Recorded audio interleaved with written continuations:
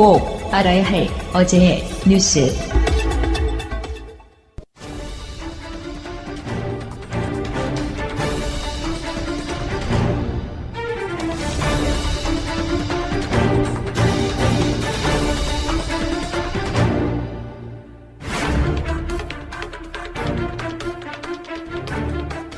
새벽 6시 이명박 전 대통령 자택 창문에 커튼이 드리워 있습니다.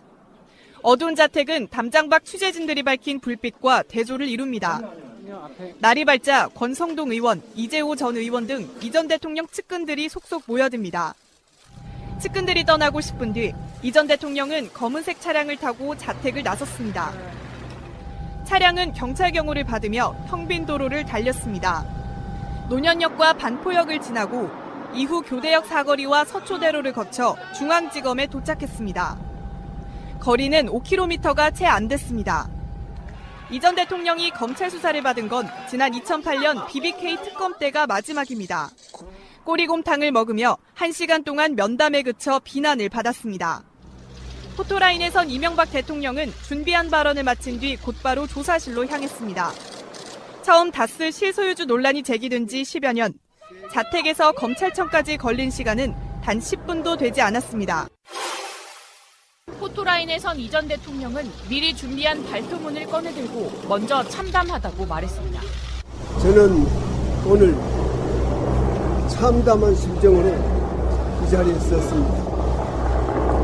무엇보다도 민생 경제가 어렵고 한반도를 둘러싼 안보 환경이 매우 엄중할 때 저와 관련된 일로 국민 여러분께 심려를 끼쳐드려서 대단히 죄송합니다. 국민과 지지자들, 자신으로 인해 피해를 본 사람들에게 사과한다고도 했습니다. 그리고는 우회적인 표현으로 검찰 수사에 대한 입장을 밝혔습니다. 전직 대통령으로서 물론 하고 싶은 이야기도 많습니다만은 말을 아껴야 한다고 스스로 다짐하고 있습니다. 정치 보복을 당하고 있다는 듯한 암시도 남겼습니다. 다만 바라건대 역사에서 이번 일로 마지막이 되었으면 합니다. 하지만 오늘 발언은 최근 두 번의 메시지와는 달랐습니다. 그러나 지나간 6개월 적폐청산이라는 명목으로 보면서 이것이 과연 개혁이냐, 감정풀이냐, 정치적 보복이냐 이런 의심이 들기 시작했습니다. 노무현 대통령의 죽음에 대한 정치 보복이라고 보고 있습니다. 두 번의 입장 발표 이후 측근들의 결정적 진술과 새로운 뇌물수수 정황들이 나오면서 발언 수위를 누그러뜨린 것으로 풀이됩니다. 이 전 대통령은 뇌물 혐의를 모두 부인하는 것이냐, 다스는 누구 것이라 생각하냐는 등의 취재진 질문에도 답하지 않았습니다. 이명박 전 대통령은 숱하게 제기된 의혹에도 떳떳하다고 주장해왔습니다. 누구도 나의 길을 막을 수가 없습니다. 저는 정직하고 당당하게 살았기 때문입니다. 대통령이 된 뒤에도 마찬가지였습니다. 청와대 확대비서관 회의에서 당시 정권이 돈을 받지 않는 선거로 탄생한 도덕적으로 완벽한 정권이라고 한 겁니다. 하지만 이번 검찰 수사 과정에선 많은 개인 비리 의혹들이 터져나왔습니다. 2007년 경선 당시 제기된 홍은 플래닝 관련 의혹이 대표적입니다. 서울시장으로 있으면서 뉴타운 계획을 홍은 플래닝이라는 회사에 넘겨줬다는 건데 검찰은 이 회사가 이 전 대통령의 차명회사라는 결론에 도달했습니다. 또 2007년 대선 당시 측근을 동원해 마치 수금하듯 금품을 받아냈다는 의혹도 새롭게 드러났습니다. 지금까지 드러난 것만 ABC 상사, 성동조선, 대보그룹 등에서 받은 33억여 원에 달합니다. 이 전 대통령은 모든 의혹을 음모론으로 치부하고 있지만 검찰은 오늘 조사에서 비리 혐의를 입증할 물증과 진술을 하나하나 꺼내놓으며 추궁하고 있습니다. 방송 중간에 좋아요를 눌러주시면 새날팀들에게 큰 힘이 됩니다. 미리 감사합니다. Say no. 트위터가 진짜 언론입니다.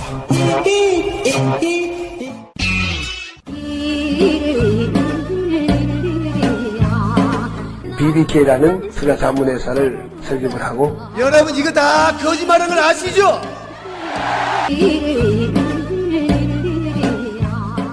자, 오늘은 역사적인 날입니다. 장장 10년의 기다림.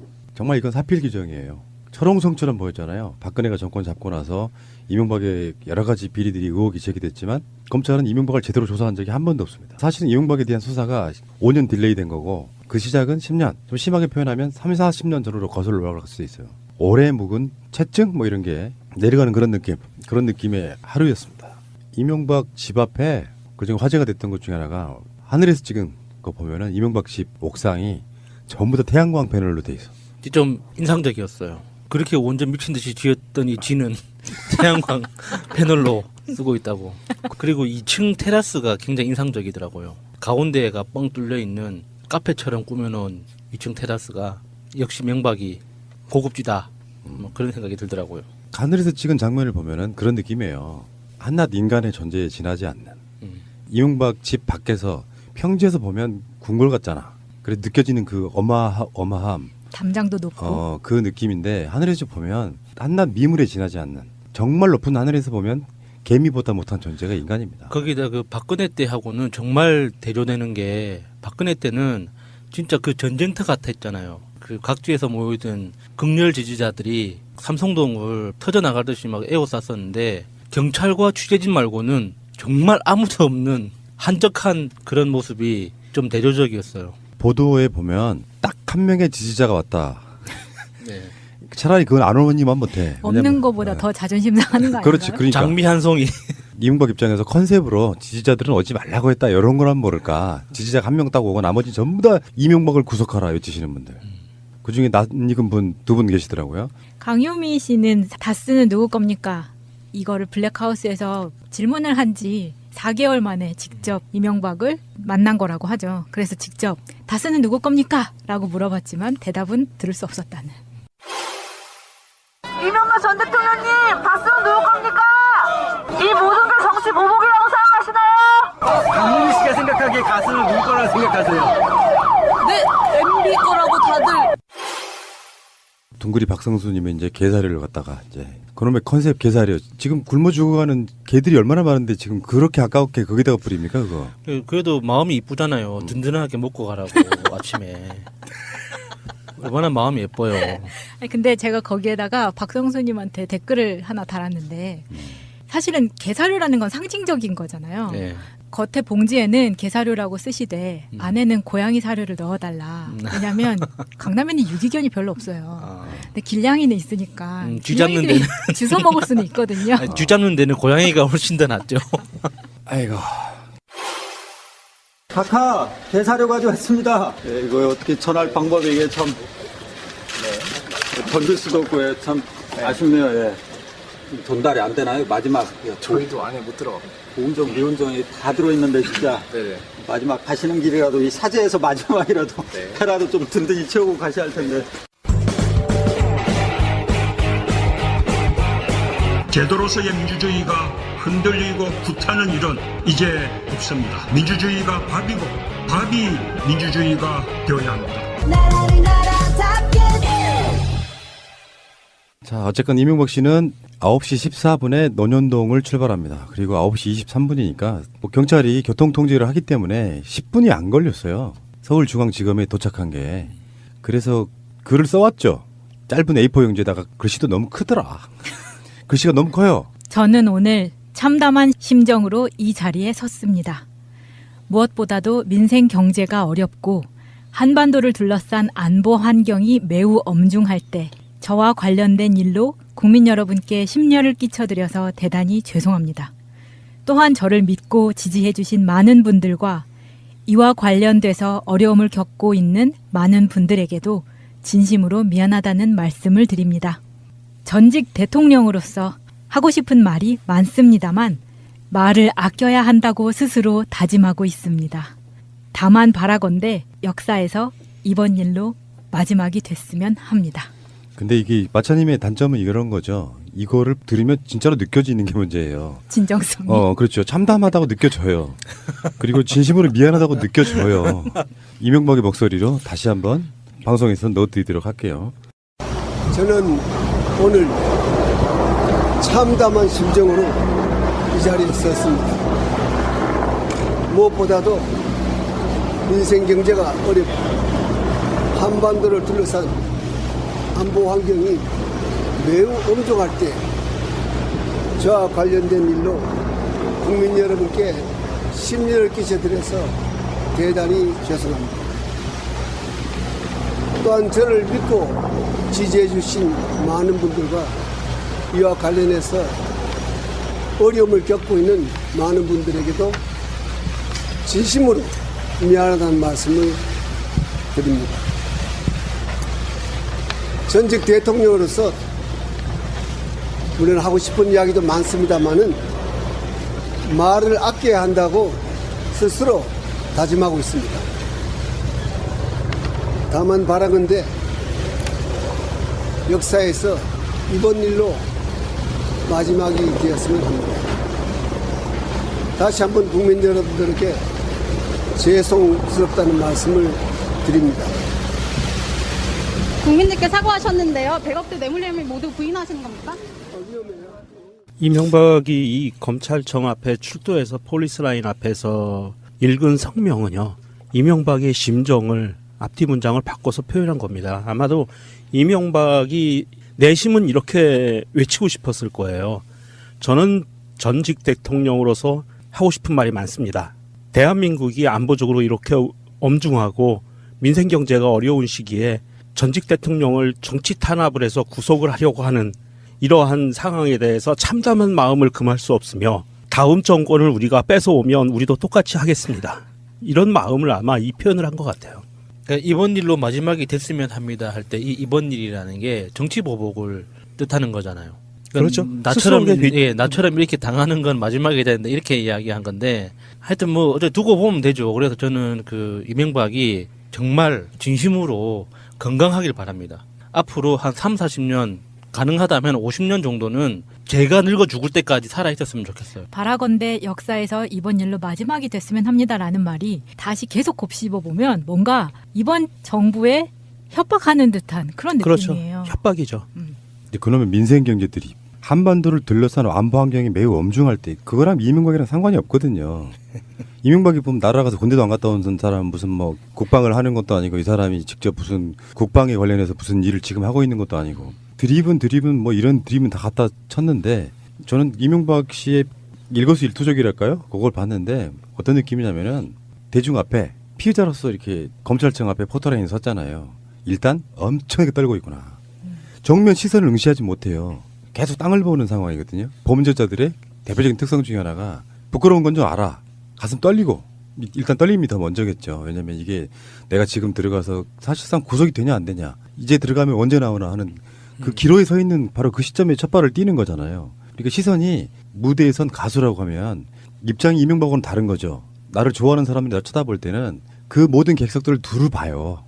원래 이명박은 어떤 곳에서 시선을 두지 못하고 땅을 보는 시선으로 계속 그렇게 하더라고요. 두려움과 양심 이런 것들이 어느 정도 뒤섞여 있는 그런 게 아닌가. 그리고 하나 더는 이제 자기 지지자들 한 명밖에 없다는 그 지지자들한테 불쌍해 보이려고 하는 측면도 있는 것이죠. 그러니까 아무리 자기 자신을 속이려고 나는 죄가 없다, 나는 그 결백하다고 스스로를 아무리 교육을 해도 되뇌어도 그 마음의 소리를 거부할 수는 없는 거죠. 오늘은 뭐 기침도 안 하고 표정 자체가 굉장히 한번 낼름거리긴 했어요. 네. 그리고 기초 화장품은 설화수를 쓴다고 하고 오늘도 여전히 그 샤넬의 복숭아 매배를 쓰신 것 같았어요. 그런데 이 넥타이 색깔이 블루 계열을 했잖아요. 저는 이게 좀 인상적이었는데 그러니까 이명박 때 대선 마지막 유세랑 선거일 아침 투표할 때 이런 하늘색 계열의 넥타이를 했었거든요. 근데 보통 친근한 느낌을 전달할 때는 오렌지나 레드 계열을 했었어요. 이명박이 평소에. 그런데 이렇게 화합이 필요할 때는 블루 계열을 했다. 원래 이제 이명박이 대통령 할 때 한나라당의 색깔이죠. 파란색이. 네. 그쪽 계열이. 알겠습니다. 잠시 후에 다시 오겠습니다. 자, 오늘 적폐들이 이명박 씨 집에 많이 들어갔더만요. 그 적폐 중에 적폐. 그 중에 가장 눈에 띄는 사람이 일단은 권성동이었어요. 저는 권성동 이름만 들으면 푸나님 목소리가 생각나요. 왜요? 어이 성동이. 그런 적폐들이 들어가서 뭐 한숟갈씩 얻는 그런 거를 보면 정말 가증스럽더라고요. 그 이명박이 대통령 할 때 청와대에서 일했다는 사람들 뭐 비서실장 한다든지 이런 사람들이 거기 들어가는 거 보는데 사실은 면피용이죠. 본인들 입장에서 보면 이명박을 도와줄 수 있는 사람은 또 아니고 거기 등장하는 사람들은 이명박으로부터 공무원으로서 월급 받은 거 외에는 받은 게 별로 없어 보이는 사람들이에요. 그래서 잘 모르는 사람들. 그렇지. 다른 사람들은 이명박을 찾아가건 가서 오체 투지를 하든 크게 상관은 하지 않습니다. 그런데 이 권성동이라는 인간은 현직 법사위원장입니다. 현직 법사위원장이 검찰이 소환해서 조사하려는 피의자 집을 검찰 소환 당일날 방문한다는 거는요. 예전에를 보면 검찰을 압박하기 위한 치졸한 한 수예요. 그렇게밖에 해석될 수가 없어요. 이번에도 명박을 꽂아주려고 그러나 봐요. 네, 좋은 감옥에다가. 법사위원장이 할 만한 짓이 아닌 거죠. 절대로 피의자 집에 찾아가서는 안 됩니다. 네, 법사위원장은. 진짜 한 짓이죠. 근데 그것도 맞는 말인데 그렇게 분석하자면 이런 것도 있죠. 권성동 자체가 지금 수사 받고 있잖아요. 검찰로부터. 근데 자기 지지자가 없어. 그러니까 어느 쪽이든 잘했건 못했건 간에 세력에 기대는 측면이 있는 거예요. 나도 당신들과 같은 한편에 있다는 그런 느낌을 주려고 하는 일종의 세력만 늘기가 아닐까 이런 생각도 좀 해봅니다. 그 오늘 사저를 방문했던 측근들은 좀 리스트업을 해놔야 될 것 같아요. 그 권성동, 김영우, 주호영 자유한국당 의원들과 맹형규 전 행안부 장관, 유우익 전 통일부 장관, 김효재 전 정무수석, 이동관 전 홍보수석, 임태희 전 비서실장, 이재호, 안경률, 최병국 전 의원, 김대식 여의도 연구원장. 그중에 지금 김용우 의원 이 사람이 누구냐면은 얼마 전까지 국방위원장 했던 사람이고 바른정당으로 갔다가 다시 돌아온 사람이거든요. 이 사람이 했던 말이 저는 가장 분노했어요. 문재인 정권은 사실 이 전 대통령을 검찰청 포토라인에 세우기 위해 쉼없이 달려왔다고 생각한다. 문재인 정권은 오늘 그 치졸한 꿈을 이뤘다. 치졸한이라는 말만 빼면 사실 우리 국민적 염원이었던 거는 사실이죠. 이게 예전에 그러니까 이명박 정권 당시에 낙검수 방송을 들을 때 우리가 되게 통쾌하고 감정적 카타르시스를 많이 느꼈었는데 그때 느꼈던 게 지금 돌아보면 이게 우리가 이명박을 이렇게 감옥에 넣을 수 있다, 처벌할 수 있다라는 희망에 찬 어떤 즐거움이었는지 그냥 막연하게 이런 걸 하면 좋겠다라는 그런 막연한 바람이었는지 그걸 다시 돌아보게 되더라고요. 그래서 그게 그게 바람이었든 우리가 강력한 희망이었든 그 당시 그 방송을 듣고 그 방송이 새날로 이어지고 10년 넘게 이렇게 이명박이 검찰청 포토라인에 서는 데까지 그 방송을 함께했던 그리고 새날과 함께했던 모든 사람들의 마음이 결과적으로 현실이 되는구나. 그런 데서 좀 약간의 좀 깊은 데서 오는 그렇죠. 감동 같은 게 있었어요. 그러니까 뭐 정치 보복이라는 프레임을 계속 가져가려고 하지만 그게 국민들 다수가 그렇게 생각하지 않는다면 이거는 이런 이야기가 반복될수록 그 세력들이 작아지는 그런 부분이라고 생각이 들고요. 그 이명박 측에 모인 사람들은 사실 알고 보면 다 이명박이랑 현직은 국회의원일지 몰라도 청와대에 있던 자기 참모들이거든요. 권성동도 뭐 청와대에서 그 당시에 일을 했다가 나중에 국회로 진출한 그런 케이스이기 때문에 고만고만한 애들이 모여가지고 저는 오히려 이렇게 더 많은 사람들이 왔다 가주면 훨씬 더 좋다. 그러니까 그 마차님 이야기처럼 명단이 바로 정리가 되는 이런 부분이고요. 명동님 말씀처럼 권성동이 거기 간 건 상당히 부적절하죠. 정동기가 변호사 하겠다는 거랑 똑같은 이야기예요. 자, 그래서 이명박이 9시 반에 들어가가지고요. 티타임이라는 걸 가져요. 나는 진짜 아이스 카페라떼 큰 거 먹는 게 이런 그런 느낌인데 20분 정도? 웬만큼 좀 알려진 사람이 들어가면 기본적으로 브리핑을 해주거든요. 저도 브리핑을 받았었어요. 이렇게 처음에 들어가니까 그 차 한잔 내주면서 오늘 왜 불렀는지 질문을 할 내용은 이런 요지가 이렇고 그리고 이게 지금 그 수사하고 있는 사건 내용은 이렇다. 그리고 관련 법률은 이런 거고 하는 그런 것들을 다 설명을 해주더라고요. 나 이럴 때 한번 숟가락 한번 얹어볼게요. 오늘 또 하트 안 뜨시신 분들은 이명박 구속이 싫으신 분들이에요. 아하. 지금 찍어주세요. 네. 오늘 한 10만 개 가겠네요. 그래서 9시 50분까지 티타임을 갖고 그 티타임이 어떤 차일까도 궁금하고요. 모든 디테일을 다 알고 싶어. 코피. 난 녹차라고 봐요. 이명박이 커피를 마셔서는 그렇게 얼굴이 뺀질뺀질할 수가 없어. 9시 50분부터 한 10분까지 3시간 넘게 조사를 일단 마쳤다 그러는데 오전 동안의 조사는 대부분 다 그런 거였다 그럽니다. 가장 첫 번째 질문이 다 쓰였대요. 근데 거의 대부분을 아니라고 내가 다스의 주인이면 얼마나 좋겠습니까? 뭐 이런 그 드립들이 그냥 생각나는 그런 측면이었고요. 인정할 수가 없겠죠. 근데 문제는 이제 이명박의 구속은 사실상은 검찰이 억지로 짜맞춘 게 아니고 다스건 국정원 특활비건 뇌물이건 다 자기 측근들의 진술 때문에 만들어진. 그러니까 결국에는 이제 이명박이 계속 부인을 하게 되면 검찰은 그런 상태로 가겠죠. 일단 구속시키고 지금 재판 중이거나 오늘 김백준도 재판이 있었는데 재판 중이거나 하는 그 측근들 잡아다 놓은 사람들 갖고 대지 질문하겠죠. 이 요거는 그러니까 문재인 정부의 정치 보복일 수가 없어요. 뇌물이나 이런 사건들의 본질을 측근들이 지금 불어댔는데 네. 그게 무슨 뭐 정치 보복이라고 얘기할 수 있냐 이런 거고. 그래서 불법성이 드러났는데 공소시효도 남아 있는데 처벌 안 한다는 게 이상하잖아. 점심을 설렁탕 했다. 이야기도 중요한 보도 중에 하나가 됐어요. 예, 그 아마 연지연 곰탕을 먹었지 않을까. 사람이 그 지금 맛있다고 알려진 거를 좀 줘야지. 맛을 저는 안 해. 진심으로 이명박이 건강했으면 좋겠다니까요. 앞으로 연지연 곰탕에서 대놓고 먹었으면 좋겠네요. 동아일보에서는 헤드를 이렇게 뽑았습니다. 이명박 전 대통령 점심은 설렁탕. 실용주의 소신과 맞아 평소에도 선호. 동아일보 아주 지랄을 진짜 하십니다. 끝까지 개지랄이다 진짜. 설렁탕 얘기 잠깐만 해볼게요. 설렁탕은 그렇게 간단치가 않아요. 설렁탕은 끝까지 말아먹겠다. 뭐 이런 거. 뭐 그럴 수도 있겠지. 이명박이 대통령 당선할 때 컨셉이 국밥이었잖아. 사실 우리나라 음식 이야기 좀 할게요. 뭐 이명박에 대해서 이렇게 깊이 이야기할 게 없는 게 우리는 이야기 다 했지 지금까지. 선농단, 뭐 설렁탕의 유래는 여러 가지가 있는데. 선농단. 이거 국정농단은 아니고요. 임금이 선농단이라고 하는 곳에 가서 올 한 해에 농사를 잘 짓게 해주세요라고 이렇게 제사를 지내요. 그리고 나서 나눠 먹던 국밥이라는 설이 가장 유력해요. 그래서 선농단에서 먹는 탕, 그래서 설렁탕이 됐다 뭐 이렇게 얘기하는데 국밥 그러면 서민의 음식 같잖아요.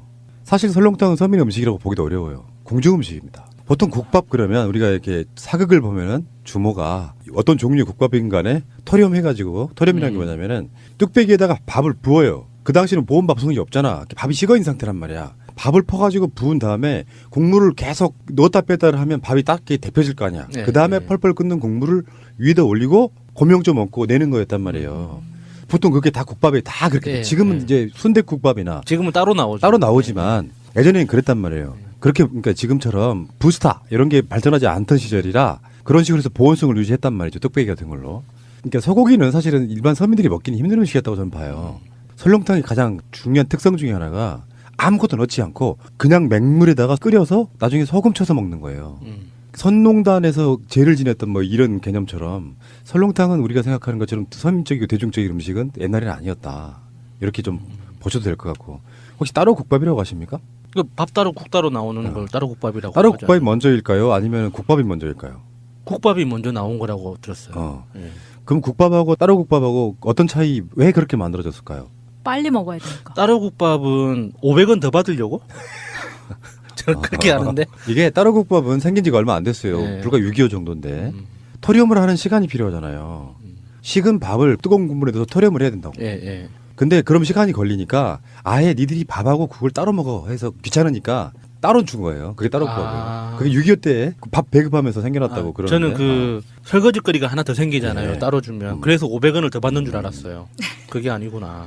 그러니까 사실은 국밥이라고 하는 게 국물에다가 밥을 말아서 주는 그런 개념이라고 일단 생각하시면 되는데 어쨌든 이명박은 설렁탕을 먹었다. 건강해라 이명박. 많이 먹어라 진짜. 자 그렇고요. 이번에 서울중앙지검에 몰려든 기자만 600여 명입니다. 박근혜 때는 500여 명입니다. 그만큼 사건이 더 엄중하다고 볼 수도 있고 그 사이 매체가 더 늘어났을 수도 있고 이명박이 검찰이 출석한 날은 사실은 우리 역사에 굉장히 오랜 시간 동안 남아 있어야 될 그런 날이고요. 앞으로 며칠 안에 구속영장이 발부가 될지 모르겠지만 오늘부터는 이런 게 있죠. 국민들 입장에서 보면 아무리 적폐청산 뭐라고 해도 양이 안 차요. 이명박의 구속 거기까지가 사실은 촛불혁명의 1차 완료라고 보고 그 국민들이 받아들이는 현상적인 사건, 상징적인 사건 이렇게 봅니다. 이명박의 지금 어떤 조사를 받고 있는지 혐의들 한번 볼게요. 뭐 얘기가 다 나왔지만요. 혐의가 큰 카테고리로 지금 한 6개 정도 되는데 첫 번째 국가정보원 특수활동비 17억 유용 의혹. 지금까지 밝혀진 것만. 김백준이 4억, 김희중 1억, 박재환 2억, 민간인 사찰 입막음 비용 5천, 청와대 불법 여론조사 비용 10억입니다. 중요한 거는 김백준 같은 경우에는 대통령이 지시했다 이런 거고 다음에 김희중 같은 경우는 대통령 부인 측 여성 행정관에게 전달했다 이런 거거든요. 네, 현금으로 전달했다고. 지금 이것들이 전부 다 뭐 국정원 TF 같은 데서 나왔던 자료이기도 하지만 그거를 확인해준 당사자들이 직접 진술한 거죠. 이 전부 다 측근들이에요. 예. 이거고요. 자, 두 번째 카테고리로 가겠습니다. BBK 투자금 회수. 이건 이제 청와대에 있을 때 대통령이 직책을 이용했던 직권남용. 다음에 소송비 대납한 부분은 뇌물수수가 되겠죠. 네. 청와대가 투자금 회수 주도하고 김재수 전 LA 총영사 등 동원해서 직권남용으로 받은 금액이 140억, 삼성 투자금 회수 소송 비용 대납이 60억. 야수님? 예, 지금까지 밝혀진 것만 이런 거죠. 특히 김재수 전 LA 총영사 동원에 직권 남용을 해서 140억을 돌려받았는데 140억을 돌려받는 과정에 필요했던 소송 비용 60억을 삼성과 현대가 대납했다. 뭐 이런 거죠. 근데 결론은 여기서도 마찬가지로 이학수도 청와대가 요청했다 이렇게 이야기를 했고요. 자수서라는 용어가 또 회자됐던 그런 부분이고 김백주는 이것을 대통령에게 보고한 문건도 있다 이렇게 이야기를 했어요. 지금 이명박은 현재 자신의 측근들하고 싸워야 되는 그런 상황이에요. 자, 다음에 세 번째 카테고리는 다스 실소유주 및 경영 비리에 관련된 의혹입니다. 이건 이제 법률 용어로는 횡령 또는 배임이겠죠. 경영진이 조성한 비자금이 300억, 이영배의 다스 협력사 자금이 90억, 이병모 다스 협력사 자금이 60억. 이제부터는 스케일이 엄청 커지는구나 아주. 이것도 진짜 글자 그대로 밝혀진 게 이 정도라고 할 수 있는 거죠. 보통 비자금이 푸나님 말씀하시는 것처럼 10분의 1 정도 밝혀지면 큰 거잖아요. 세 개 합치면 450억이네요. 예. 그래서 지금 조카 이동영 다스 부사장이 한 말은 이런 거예요. 아버지 이상은 회장의 자본은 우리 작은아버지 거다 이렇게 얘기를 했고요. 이병무 청계재단 사무국장은 도곡동 땅과 다스는 모두 이명박 거다 이렇게 얘기가 나왔기 때문에 여전히 자기 측근들과 싸워야 됩니다. 자, 네 번째 카테고리로 가겠습니다. 각종 차명재산 보유 의혹인데요. 이건 이제 법으로 따지면 부동산 실명법 위반이겠죠. 서울 도곡동 땅, 용산구 상가, 경기도 가평 별장, 부천시 공장부지 등 전국의 친인척 명의의 차명재산 보유. 의혹. 금액으로 추정하면 기천억이라고 표현할 수 있죠. 이것도 지금 네. 밝혀진 것만이잖아요. 네. 그래서 이상은은 뭐라고 그랬냐면 도곡동 땅의 매각 대금 중에서 상당은 동생 이명박한테 갔다 이렇게 이야기도 했고요. 누나의 아들이죠. 조카 김동혁 씨는 내가 상속받은 부동산은 이명박의 차명재산이다 이렇게까지 이야기했습니다. 이거 뭐 문재인 대통령이나 조국 수석이나 임종석 실장이 한 말이 아니에요. 이명박에 가까운 사람들이 한 말입니다. 자, 다음에 다섯 번째 카테고리 17대 대선 전후 광범위한 불법 자금 수수 의혹. 법으로는 뭐 당연히 뇌물수수겠죠. 이상득 전 의원 등 최측근 5명의 비밀 모임이 조직적으로 불법 자금을 조성했고 이팔성 전 우리금융지주 회장이 22억 5천만 원 그리고 기타 민간 수수 자금이 11억입니다. 야수님? 예, 지금까지 들킨 것만 이런 거. 예. 그렇죠. 예. 여기서 4위 이상주 씨가 기업들이 십시일반 도와준 돈이라 생각하고 받았다. 아이씨 무슨 거지 새끼도 아니고 십시일반 뭘 도와 지금. 십시일반 모아서 22억 5천만 원. 그리고 이상득도요 자금 받았다라고 시인을 한 부분이 있고요. 예. 자, 여섯 번째 카테고리는 뭐 지금까지 나온 범죄성에 비하면 아무것도 아니지만 우리는 잊을 수 없는 거죠. 기록물 관리법 위반. 영포빌딩 지하 다스 비밀창고에서 재임 시절 작성된 청와대 문건 무더기로 발견된 건입니다. 시간이 얼마나 걸릴지 모르겠어요. 방송하는 현재까지는 그게 어떻다라고 지금 뭐 간헐적으로 아마 검찰 쪽에서 기자들 쪽에 브리핑 비슷하게 하고 있는 것 같아요. 뭐 시간대별로라든지. 근데 지금 어떻게 될지 모르겠는데 방송에 나가는 시점을 지나서 방송이 처음으로 송출되는 시점보다 훨씬 더 후에 아마도 깊은 새벽 정도에 조사가 끝나지 않을까. 어쩌면 근데 반대가 될 수도 있지 않을까요? 네, 이명박이 지금까지 살아온 삶의 궤적을 돌아보면 법자거든요. 법무부가 키운 자식이라고 하잖아요. 그러니까 법자 수준이기 때문에 그 법률 상식, 법률 지식이 거의 검사급이라고 봐도 될 거예요. 자기가 저질렀던 그 범죄 행위에 대해서는 정말 그 박사급으로 그 법적 지식을 갖추고 있을 거기 때문에 무리해서 변호인단을 꾸리지 않았을 테고 자기가 감당해야 되는 게 어느 선까지인지는 이미 딱 각오를 하고 들어간 게 아닐까. 그래서 일단은 마지막까지 최후 저항을 하다가 나중에 이제 재판이 시작되면은 조금씩 수정해 나가지 않을까 싶은 그런 생각도 들어요. 이 법자들의 그 법률 지식이라는 게 굉장히 무섭더라고요. 반 변호사 이런 느낌일 수도 네. 있고요. 검찰에서 이명박을 소환해서 무엇을 하려고 했을까요? 검찰에서는 이명박을 소환해서 이것을 진실을 파헤치기 위한 조사를 하는 게 목적이 아니었을 거라고 봐요. 검찰 측에서요? 예. 왜냐하면 이미 확보해 있는 자료가 있거든요.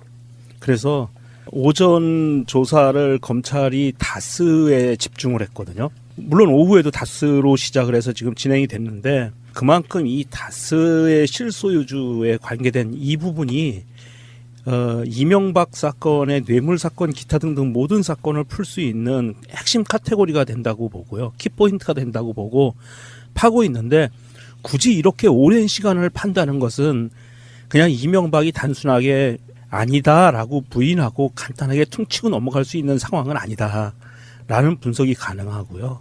검찰 입장에서는 수많은 증거와 이명박 측근들이 실토한 내용들을 들이밀었을 겁니다. 들이밀면서 이거에 대해서는 어떻게 생각하느냐. 이렇게 이제 쭉 확인 작업이 들어갔을 텐데 물론 이명박은 계속 부인했겠죠. 심지어 검찰에 오늘 출두해서 다스는 내 형님 겁니다라는 이야기까지 진술을 하고 한 상황이었는데 검찰에서는 사실 이 다스 관련해서는요. 이명박을 옥죄일 수 있는 스모킹건이 딱 3개가 있습니다. 하나는 첫 번째는 80년대에 다스가 창업될 때 이명박 본인의 자금이 2억 5천만 원이 들어갔다는 증거를 잡았어요. 검찰에서. 두 번째는 이시영, 이명박 아들 이시영에게 다스의 지분 구조를 모조리 넘기려고 시도한 정황이 자료로 확인이 됐고요. 세 번째로는 이명박이 퇴임 후에 다스와 관련해서 이 퇴임 후에 다스를 어떻게 할 것인가의 처리 방안이 담겨있는 문건이 발견이 됐어요. 어디서? 지하에서. 이런 모든 문건들을 봤을 때 이것을 스모킹건으로 들이밀었을 거예요. 다스에 관련돼서는. 이 부분에서 뭐 해명을 한다든지 물론 이제 변호인들이 같이 참석을 했으니까 옆방에 침대에 있는 방에 와서 몰래 상의하고 나와서 답변하고 하는 과정들을 수없이 거치고 있을 겁니다. 지금은. 그래서 이명박은 이것을 방어하기 위해서 여러 가지 수를 쓸 텐데 사실 검찰이 갖고 있는 이 스모킹건까지 안 가더라도 정황 증거와 이 측근들이 토설한 내용들만 갖고도 이명박은 그냥 아닙니다라고 하면 바로 구속으로 가는 지름길밖에 더 이상은 없는 것 같아요. 그러니까 뭐 의혹이라면 의혹이고 심증이라면 심증인데 지금까지 언론에 밝혀진 게 다라고 생각하진 않아요. 결정적인 게 있을 거예요. 다 밝히면 전략을 노출하는 거나 그렇죠. 다름이 없는 거거든요. 그게 대표적으로 영포 빌딩 같은 데서 나왔을 거다고 보는 거고. 자, 계속해서 잠시 후에 다시 이어가겠습니다. 이명박이 들어가면서 그런 얘기 했다고 그러죠. 티타임 할 때. 편견 없이 수사해달라고. 그 말이 정말 어쩌면 되게 웃겼던 게 편견 있게 수사를 하면 간단히 말해서 정치 보복이에요. 나쁜 놈이라고 결정을 지어놓고 수사를 하면 정치 보복이에요. 그러니까 자기가 먼저 당신네는 편견이 있을 거야. 편견 없이 수사해줘라고 말하는 게 정치 보복하지 마의 다른 말이죠. 그게 해본 놈이니까 알잖아요. 예. 편견이라니 참. 예. 이명박한테 우리가 편견이 있기는 하지 솔직히 말하면 그냥 이 새끼 나쁜 새끼야. 예, 뭐 혀 낼름거리고 뭐 하는 거 보면은 뭐 괜히 뭐 미워 보이고 하는 게 있죠. 근데 처음부터 우리가 편견을 가진 건 아니었어요. 본인이 우리한테 만들어 준 거였죠. 편견인지 그게 진실인지 사실인지는 아무도 모르지만 대통령이 얘기했다는 자를 불러서 조사를 하는 건 이명박이 범인이다 구속해야 된다 이걸 몰라서 그러는 게 아니라 법의 절차를 지키고 있는 거죠. 직접 이제 본인한테 물어보는 과정이 생긴 거고 예. 만약 이명박이 대통령 출신이 아니라면 바로 구속시키죠. 만약에 이용모 같은 등등의 자기 측근들이 다 그걸 부르다 그러면 바로 불러다가 구속시키죠. 대통령이었기 때문에 그냥 봐주는 거고요. 그러니까 진짜 성질 같아서는 우병우가 했다고 알려져 있는 그 말 있잖아요. 당신은 전직 대통령이 아니다 뭐 이런 뭐 싸가지 없는 말을 했다고 알려져 있는데 사실 여부는 아직 모르지만 그런 이야기를 그대로 돌려주고 싶은 이제 성질대로 하면은 돌려주고 싶지만은 그래서는 안 되는 거잖아요. 법률적으로 아직 전직 대통령이고 법적으로 가지고 있는 피의자의 권리는 정확하게 보장을 해줘야지 민주시민 아니겠습니까? 그러니까 건강하게 설렁탕 꼬박꼬박 잘 씹어 드시고. 저는 그런 거 안 봐요. 전두환 최근에 보도가 있었잖아요. 체포할 것인가 말 것인가. 예. 법정에 나와야 되는데 안 나오고 있으니까. 그러면 정편들이 거기다가 전두환 전 대통령이라고 쓰죠. 잘못됐다고? 예. 사실 전 대통령 직위 자체가 박탈된 예. 거잖아요. 이명박도 나중에 어떻게 될지 모르겠습니다만 사실상 보면 이제 정치적으로 목소리를 낼 수 있는 전직 대통령은 한 명도 없어요. 전두환은 전직 대통령이 아니지. 노태우는 거의 이건희급이 됐고요. 예. 상황 자체가 박근혜는 감옥에 있고 이명박 자체도 현실적으로 감옥에 있을 택이 됐으니까 부끄러운 일이죠. 국가의 원로가 다 사라진 상태가 되는 거예요. 저는 부끄러워하지 않았으면 좋겠습니다. 이게 정상적인 상태예요. 우리가 촛불 혁명이라고 부르잖아요. 혁명은 과연 혁명 이전과 혁명 이후가 뭐가 달라질까요? 혁명 이전에 기득권을 누렸던 범죄 집단들이 혁명 이후에는 없어지는 게 맞아요. 그렇기 때문에 이명박도 이 혁명 상황을 맞은 그 이후에 법적인 절차에 그대로 따라서 없어지는 게 맞죠. 자, 근데 어제 김효재 등으로부터 나온 말에 의하면은 변호사비로 쓸 돈이 없었어. 왜? 다 기부했기 때문에. 그래서 우리가 변호사를 선임하는데 어려움을 겪고 있다. 이렇게 이게 이제 방어막을 치고 있는데 정말 개소리죠. 이미 구속은 각오하고 있을 거예요. 내가 구속되지 않을 방법이 없다는 걸 너무나 잘 알죠. 그러면 이명박이 해야 될 대표적인 거는 구속은 구속이더라도 박근혜하고 똑같은 전략으로 갈 수밖에 없어요. 정권 바꿔서 사면 받는다. 그리고 선례가 있잖아. 전두환 노태우처럼. 그렇다 보니까 진짜 중요한 건 이제부터는 추징금인데 전부 다 차명인의 이렇게 된 상황이고 뇌물 받은 건 이미 다 썼고 그러니 이 상황에서 추징금을 내야 되는 상황이라 29만 원짜리 전두환처럼 추징금을 피하기 위해서 미리 복선을 깔아두는 그런 해석도 가능한데 제가 아는 변호사한테 이야기를 들은 게 그 변호사 수임료 중에 제일 비싼 사람 있죠. 시간당 수임료가 제일 비싼 사람이 한 20년 경력 이상 형사법 쪽에 밝은 사람이 시간당 70만 원 정도래요. 지금 현재 시세가. 그게 가장 비싼 대형 로펌에서 막강한 팀을 꾸리면 시간당 70만 원 정도 변호사 1인당. 준비하는 게 다 포함되죠.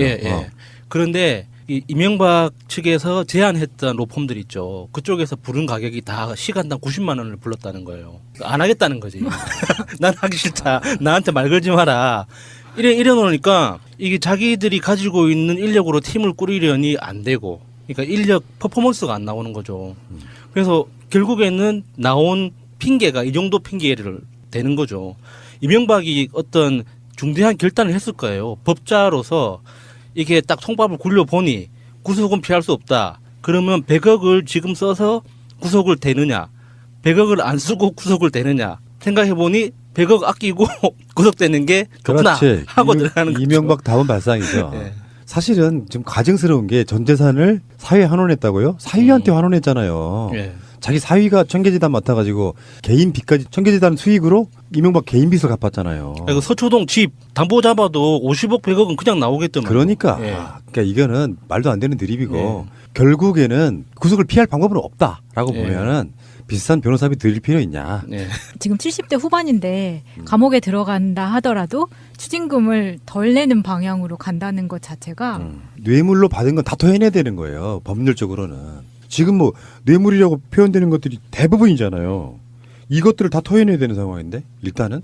자, 그런데 재밌는 사건이 하나 벌어졌어요. 이명박 구속이 초입기를 하던 바로 그 시점에, 이명박이 검찰에 불려가기 바로 그 시점에 갑자기 이시영이 다스 전무에서 평사원으로 강등이 돼요. 너무 뻔하지 않아? 이 스킬은? 네, 이거는 진짜 지금 그 MB 주변에서 측근이라고 불리는 사람들이 제대로 작동이 안 되고 있다는 대표적인 상징인 거죠. 4년 만에 전무가 됐는데 전무가 4년 만에 됐다가 다시 평사원으로 강등된 경우는 역사상 전무합니다.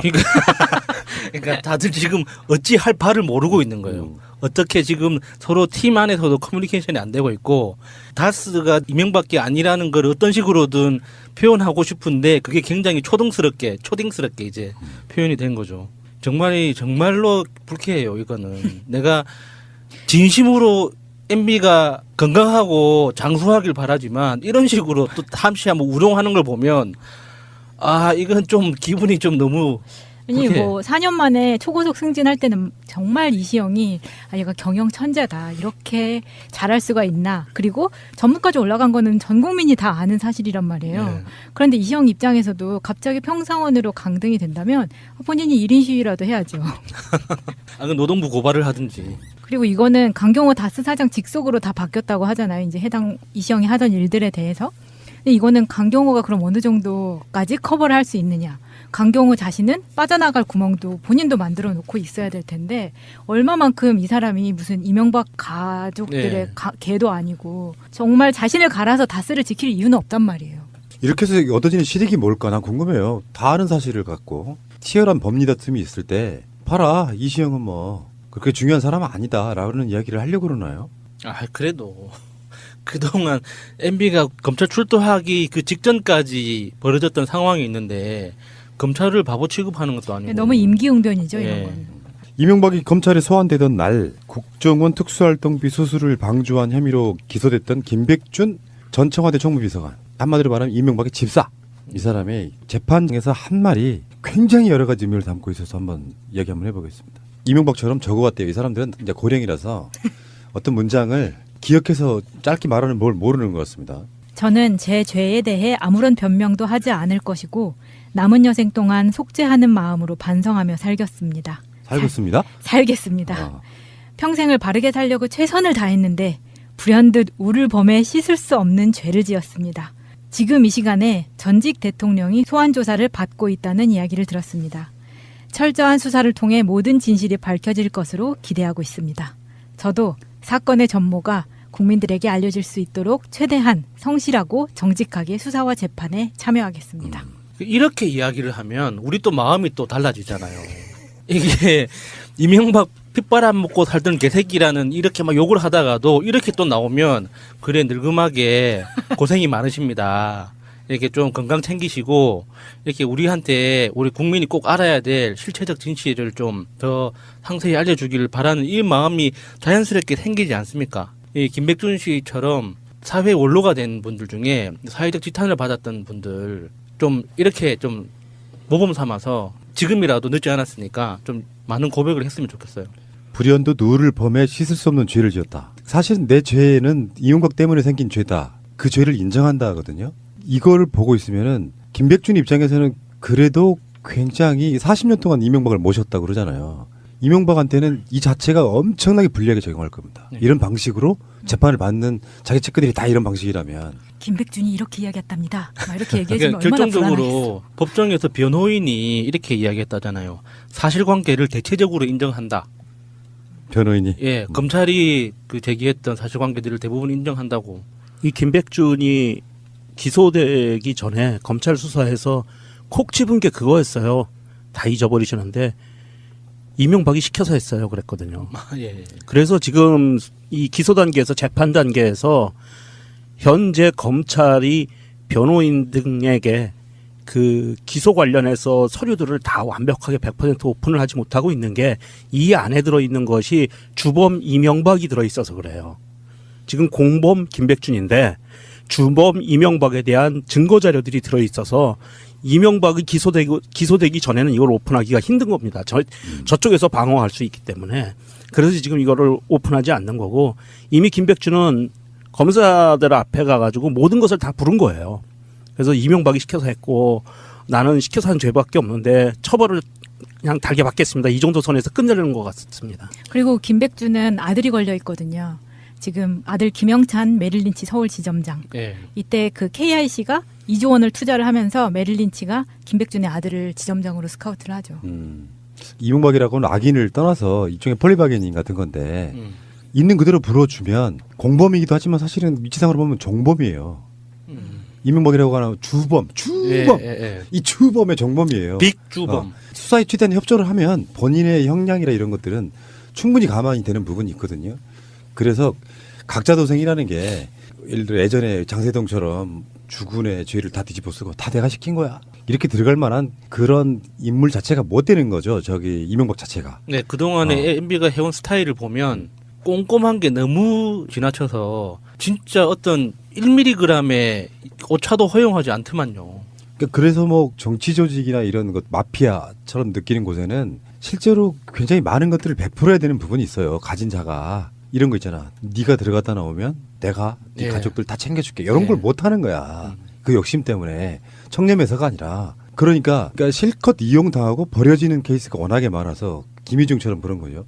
그렇다 보니까 이명박 사람들이 주의 없는 것이고요. 아까 말한 이명박 집에 모이던 그 쭉정이들은 측근이었다기보다는 뭔가 이렇게 숟가락 하나씩 얹어보려는 애들이지 지금 여기에 등장할 수 있는 인물들이 아니잖아요. 네. 심하게 말하면 청와대 내에 같이 근무했지만 이명박은 자기 최측근들을 통해 가지고 청와대의 다른 가족으로 분리되는 사람들을 같이 속인 거죠. 이명박 집 앞에서 얼쩡거리고 찾아갔던 그 전직 동료들이죠. 뭐 그 정도 사람들은 사실 아무것도 아니잖아요. 지금 그 정말 중요한 사람들은 다 들어가 있잖아요. 맞아요. 그래서 그 들어가 있는 사람들 때문에 지금 오늘 검찰에 출두하게 된 건데 이제 와서 저그들이 알짱거린다고 해서 뭐 크게 달라지는 것도 없는데 속만 뒤집어졌을 것 같아요. 반갑지도 않고. 오늘 방문한 사람이 딱 12명이네요. 이명박과 12제자들 뭐 이런 건가요? 어제 그러면 저녁 한 끼 했어야 되는데. 그런 정도도 안 나타나면 그 배은 망덕한 새끼라는 소리 들어요. 그래서 한번 손가락 한번 얹어보는 거지. 나는 아까 그 김영우 그 사람의 말이 너무 기분 나쁘다 진짜. 치졸한 정치 보복이라는 거잖아요. 간단히 말 우리들의 꿈이라고 무슨 꿈은. 이명박이라고 하는 존재가 검찰 포토라인에 서게 될 날이 이렇게 빨리 올 줄 몰랐어요. 촛불혁명 이후에 많은 사람들이 이명박 구속을 외쳤지만 굉장히 오랜 시간 동안 딜레이가 될 거라고 봤는데 이 이유는 뭐 검찰이 신속하게 뭘 처리해서가 아니고요. 내가 봤을 땐 그래요. 워낙에 드러난 범죄 혐의가 확실하기 때문에 그래요. 다툼의 여지가 없어요. 검찰 입장에서는 이명박을 구속하는 데 있어가지고 이렇게 쉬운 대상이 없는 거예요. 전직 대통령이지만 범죄 혐의가 너무 확실하기 때문에. 그러니까 속전속결로 될 수밖에 없는 거죠. 거기다가 지금까지 밝혀진 것만 가지고도 이렇게 명확한데 지금 뭐 MBC에서도 KBS, SBS 이렇게 여러 군데에서 지금 동시다발적으로 하나씩 자꾸 지금 캐나가고 있거든요. MBC는 하베스트를 캐고 있고 그 SBS는 또 주진우 기자가 다른 건을 하나 또 시작했더라고요. 이런 식으로 지금 검찰이 타겟으로 잡고 있는 이 범죄 혐의 말고 이제 기소가 시작되면 추가 기소가 필요한 그런 혐의들이 지금 줄줄이 지금 기다리고 있어요. 그래 만약에 이 상황에서 검찰이 이명박을 조사하고 구속하지 않으면 정말 변비 걸리는 거예요. 진짜 거대한 변비가 걸리는 거기 때문에 어쩔 수가 없는 거예요. 꼭 해야 되는 거죠.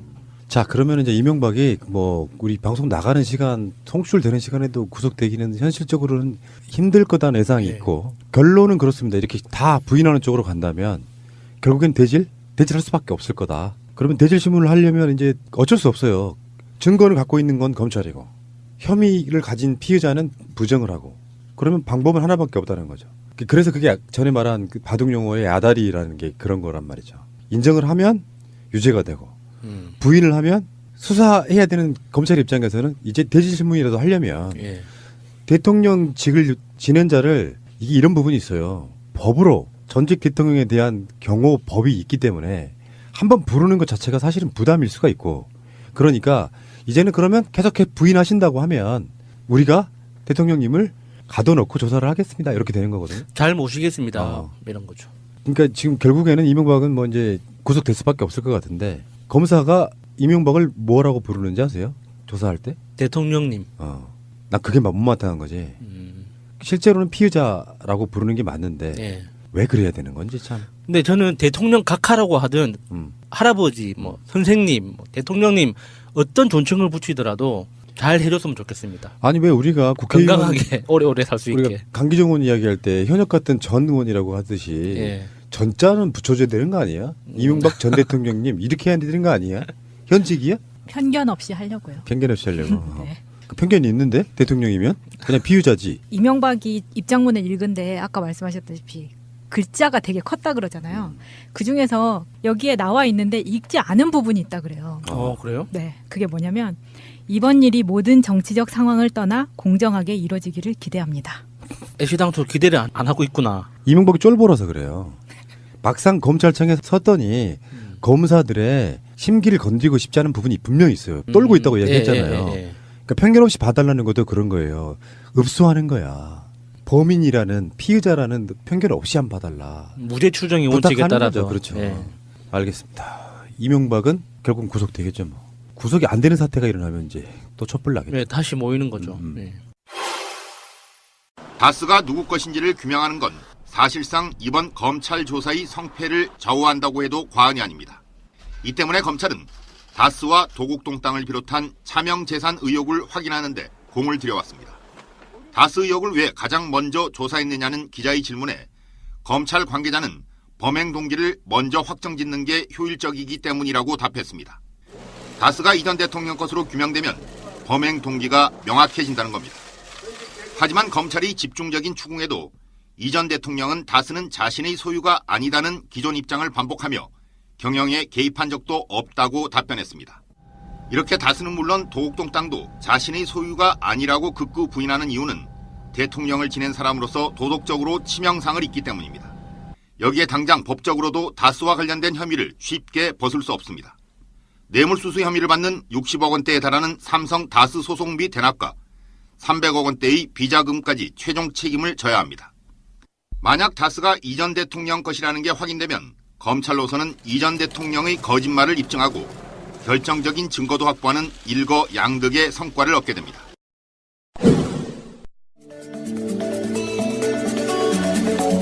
세 번째 마차의 고정관념에 대한 이야기를 시작하겠습니다. 고민을 좀 많이 했었는데요. 저는 제가 가졌던 노조에 대한 고정관념이 어떻게 해서 깨어졌는가라는 이야기를 언젠가 한번 해보고 싶었어요. 유니언. 노조에 대해서 저는 근데 한 번도 가입을 해본 적이 없어요. 가입해볼 기회가 없었는데 저희 집이 아버지가 어렸을 때부터 사업을 했었잖아요. 아, 사용자 쪽이었구나. 네, 사용자 쪽. 그래서 노조는 안 돼. 이걸 네. 보고 자라셨구나. 그러니까 저는 내 살을 이놈들이 이거 맨날 아버지가 맨날 이런 얘기하는 것만 전화 통화로 듣고. 맞아요. 근데 그게 어렸을 때는 그냥 그런 전화 통화나 TV를 보면서 아빠가 하는 말 같은 걸 보고 들은 게 그게 다 나의 고정관념으로 되더라고요. 맞아요. 되죠. 그 한 8살 때쯤이었는데 그때는 현대중공업에서 울산에서 파업을 들어갔다. 그러면 여지없이 며칠 후에 우리 아빠 회사도 파업을 하는 거예요. 그러니까 뉴스에서 이제 어디가 파업한다 그러면 아빠가 막 욕을 하기 시작하는 거예요. 그리고 어김없이 우리 회사가 파업을 하고. 그런데 언젠가 한번 제가 아빠 회사를 따라갔을 때였는데 엄마가 막 따라오지 말고 2층에 그냥 있으라고 했는데 제가 오늘따라 아래층에 아저씨들도 많고 그때 이제 택시 회사였으니까 갔는데 나랑 친했던 아저씨들도 되게 막 나한테 웃어주지도 않고 이렇게 머리에 막 끈을 막 두르고 있고 그때는 어떤 그 공식 같은 게 있었죠. 이렇게 무조건 파업하면 일단 기본적으로 가는 프로세스가 있었죠. 뭐 머리띠 하고 대동단결. 일단 머리 깎고 머리띠 하고 조끼 입고. 어렸을 때 봤을 때는 뭐 운동회 하는 느낌이 들 수도 있지 않아요? 근데 분위기가 그게 아니었던 게 일단 항상 아빠가 욕했던 그게 있었고 알았구나 그때도. 엄마가 앞에 나가서 이야기를 하는데 왜냐면 엄마가 이사로 되어 있었고 안에서 그 회계라던가 이런 건 다 엄마가 했었기 때문에 엄마가 앞에 나가서 이야기를 하는데 엄마가 우는 거예요. 그래서 나는 아씨 저 아저씨들 진짜 나쁜 아저씨들이네 라고 이제 생각을 했던 거죠. 그럴 수 있겠다. 엄마가 울고 있으면은 그렇게 당연하죠. 그런데 우리 회사는 그렇게 크지는 않았지만 아저씨들이랑 전부는 아니지만 그래도 아저씨들이랑 친하게 지냈고 아저씨가 내가 누군지를 알고 그래서 학교 근처에 아저씨가 지나가는 길에 내가 끝나는 시간이면 아저씨들이 저를 집에다 데려다 주기도 하고 막 그랬었어요. 그들을 좀 친하게 지냈었는데 꼭 파업을 하면 아저씨가 막 처음 보는 사람인 척 막 모른 척하고 막 이런 게 되게 서운했었던 거예요. 그랬던 기억이 있었는데 나중에 제가 고등학교를 좀 힘들게 다니면서 육체적으로 힘들게 다니면서 스파르타식이라서 기숙사 뭐 그것 때문에요? 네. 그러니까 계속 마음속에 그 보수적인 어른들을 향한 불만 같은 게 막 쌓였던 거예요. 선생님들한테도 막 그런 얘기 되게 많이 했었거든요. 나 이렇게 자율학습 하고 싶지 않다. 왜 이렇게 해야 되냐. 나 가면 안 되냐. 말도 안 되는 소리를 막 했었는데. 그냥 가야죠. 저는 그래서 매일 아침 맞았거든요. 아니 어떻게 보면 약간 살짝 그 노조의 입장 아니에요? 가야 되지 않습니까? 맞네요. 약간.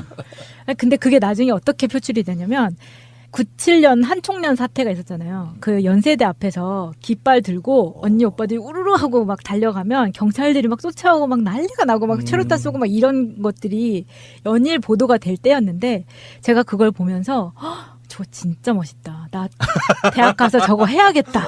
이 생각이 들었던 거예요. 근데 앞뒤 모르고. 왜냐면 그게 나한테는 기득권과의 싸움이라고만 생각이 됐었던 거죠. 어딘가 빨갱이 피가 있네요. 그러니까 어렸을 때는 그 아버님이 약간 이제 그 사장이다 보니까 잘 몰랐다가 이제 학교 다니면서 이제 좀 바뀐 거네요. 어떻게 보면. 네. 아버님이 그때까지도 사장님이었으면 아마 아이고 쟤네들 왜 저러나 그랬을 수도 있는데. 네, 그때는 택시회사를 안 했었기 때문에 그런 것들이 좀 없었죠. 그런 말을 들을 그게 없었고 나중에 제가 대학 들어가고 나서는 그러니까 아빠가 택시회사 말고도 딴 걸 가지고 있었는데 그게 도미노처럼 넘어가니까 한동안 아빠랑 연락이 안 됐었던 적이 있었단 말이에요. 그래서 이제 그런 것에서 완전히 멀어져 있었고 그런데 내가 선택했던 과가 너무 운동권 이런 쪽이어가지고 애초에 학교 오리엔테이션부터 엄마가 안 보냈어요. 그 사회 보는 학과라고 했잖아요. 네. 근데 그게 저는 처음에 오리엔테이션 뭐 안 가는 게 뭐 그런 학교 생활에 도움을 줄까 생각을 했고 그랬는데 막상 학교 가서 저같이 내성적이고 뭐 이런 애들이 먼저 애들한테 말을 걸거나 이게 되게 힘든 거예요. 내가. 그렇기도 했고 나중에 우리 엄마는 나를 1학년 내내 MT를 못 가겠어요. 어머니가 정말 잘못했네요. 이게 대학 생활은 기본적으로 신고 대면식으로 시작하는 거거든요.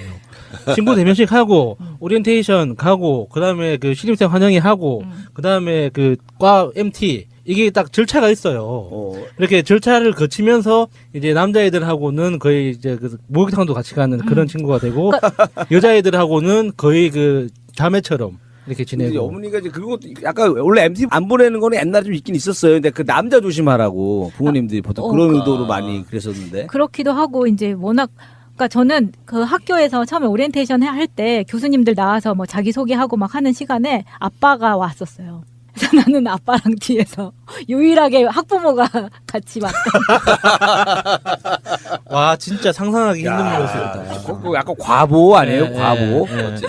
그러니까 그때 저 나중에는 애들하고 진짜 제가 손머슴처럼 잘 놀았는데 1학년이 제가 그래서 힘들었었거든요. 마치 그 영화 제가 얼마 전에 봤던 영화 있어요. 원더라는 그 영화가 좀 생각이 나네요. 원더라는 영화 안 보셨죠? 그거 보시면 아마 제가 뭔 얘기하는 줄 아실 건데 재밌습니다. 보세요. 근데 제가 이제 학교를 들어갔을 때는 한총련 사태가 너무 컸고 그 90년대 후반으로는 더 이상 그렇게 과격한 시위가 대학생들 과격한 시위가 없었어요. 전혀 없지 않았어요. 그게 마지막이었어요. 네. 97년 그게. 그게 없어가지고 너무 아쉬운 거야 나는. 좀 나갔으면 좋겠는데 나가는 게 그러다 보니까 사실 제가 생각하기에 유시민 작가가 옥에서 썼다는 글 같은 거 있잖아요. 그런 게 우리 세대에 나오지 않는 이유가 우리는 그런 생각을 할 겨를이 기회가 없었기 때문이라고 생각하거든요. 그때 97년도 그 IMF 이후에는 대학 분위기가 학점으로 완전히 기울었죠. 바뀌었어요. 맞아요. 먹고 사는데 너무 치중을 하다 보니까. 그래서 나중에 그게 어떻게 됐냐면 언제 한번 시위를 나갈 수 있을까 되게 호시탐탐 노리게 되는 거죠. 기다리는구나 이제. 그게 나중에 낙곰소를 듣게 되면서 그게 한번 이제 저한테 빵 터진 거예요. 그래서 제가 그때 정봉주 의원 검찰 이제 구속될 때 그때 한번 처음으로 갔던 정치적인 집회였다고 했었잖아요. 그 이후로 이태원 살 때는 바로 광화문이 가까우니까 오늘 무슨 집회가 있다 그러면 무슨 집회인지도 잘 몰라. 근데 사람들이 막 트위터에서 막 간다 그러고 막 하면은 나는 소속된 단체가 아무 데도 없으니까 그냥 오토바이 타고 휙 한번 둘러보러 가는 거예요. 그러면 막 뭐 어디서 노조가 오고 막 이랬는데 옛날에 봤던 그 노조의 느낌이랑 나는 너무 다른 거지. 그냥 아저씨들이 뭐 때문에 싸웠는지 모르지만 잘했으면 좋겠다. 그리고 그때는 박근혜 이명박 때니까 무조건 나는 이 사람들이 옳다고 이제 생각을 했던 거였죠. 무조건 기득권하고는 싸워서 이겨라. 이런 생각을 했었는데 나중에는 회사에서 제가 다녔던 회사 중에서 딱 한 군데만 노조가 있었어요. 근데 거기가 미국 회사였는데 그때 한국 그 부장님이 노조의 위원장이었는데 그 사람이 뭐라 그러냐면 우리 회사는 노조 같은 게 이건 그냥 내가 이름만 올려놓은 거고 우리는 활동 안 한다. 그러니까 회사의 형식적인 거구나. 형식적인 거. 회사의 눈치를 너무 보는 거예요. 그러니까 사실 노조에 대한 필요성도 못 느꼈고 그랬었는데 그는 모르니까 내 권리를 모르니까 필요성이 없다고 느꼈었는데 나중에 그게 아니라는 걸 알았죠. 그러면서 내가 내 권리를 보호하려면 이런 것들이 있어야 되는데 우리나라 그게 너무 안 된다는 거를 알게 됐고 노조에 대한 시각이 예전에 내가 가지고 있었던 시각을 그대로 갖고 있는 사람들이 너무 많다는 걸 알게 된 거예요. 왜냐하면 회사에서도 노조 활동을 하는 게 쉽지 않고 사실 노조를 직접 만나는 기회가 없잖아요. 그렇죠. 만나보신 적 별로 없어요. 저는 이제 그 행사 때문에 어디 가면 기업을 가면 좀 큰 데는 노조위원장님하고 행사 얘기를 해요. 그러니까 회사 대표님하고 얘기하는 게 아니라 회사 노조위원장 얘기를 하더라고요. 보통 뭐 어떻게 뭐 하실 거예요, 뭐 어떤 것도 준비 어떻게 하실 겁니까? 하면서 이제 소개를 이제 노조위원장님하고 했던 경우가 좀 몇 번 있었고 좀 작은 회사는 이제 인사팀들하고 많이 했는데 총무과나 좀 큰 회사들은 그런 노조위원장님이 저는 국회에서 일을 해본 적이 있다 보니까 이게 한국노총 회장, 부회장 임원단들, 민주노총 임원단들하고 같이 회의하거나 이렇게 해본 적이 있거든요. 그분들하고 뭐 식사도 하면서 이게 느끼는 게 뭐냐면 정치인들 만났을 때 하고 다를 게 정말 없어요. 그러니까 나쁜 뜻이 아니라 노조여서 정치적인 색깔을 띠는 게 아니라 모든 단체는 규모가 커질수록 정치적인 색깔을 띌 수밖에 없거든요. 그러니까 인터넷 카페들도 그래요. 그러니까 뭐 삼국 카페나 뭐 여시 카페 뭐 이런 거 있잖아요. 이런 인터넷 카페들도 처음에는 동호회로 시작했지만 규모가 커지면은 정치색을 띠거든요. 이거 당연히 노동조합도 그런 정치색을 띠게 되는 거죠.